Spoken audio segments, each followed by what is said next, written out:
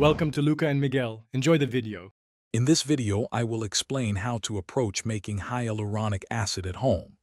While the idea of creating this beneficial molecule from scratch in your kitchen might sound appealing, the reality is that synthesizing pure hyaluronic acid is a highly complex biochemical process.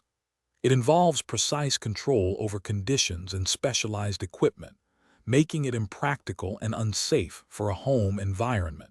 We'll explore what's truly feasible and safe for you to do.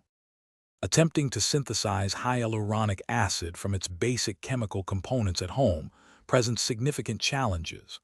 The process typically involves bacterial fermentation, which demands a sterile environment to prevent unwanted microbial growth. Without laboratory-grade equipment and strict controls, you risk creating an impure or even harmful substance. Furthermore, controlling the molecular weight, which impacts its skin benefits, is not achievable outside a professional setting. While making the raw hyaluronic acid molecule at home isn't practical, you can certainly create your own effective hyaluronic acid serum. This involves using commercially available hyaluronic acid powder, which is already synthesized and safe. Simply mix about 1/4 of a teaspoon of the powder with 1 cup of distilled water to achieve a 1% solution.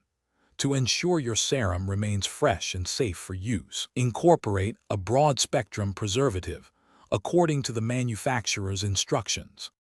For the safest and most effective homemade hyaluronic acid serum, always prioritize cleanliness. Use only distilled water and ensure all your mixing tools and containers are thoroughly sterilized.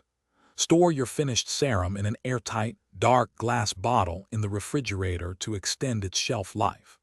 Even with a preservative, it's best to use your serum within 2 to 3 months to ensure its potency and prevent any potential contamination. Thanks for watching and please subscribe. It's the best investment you'll ever make.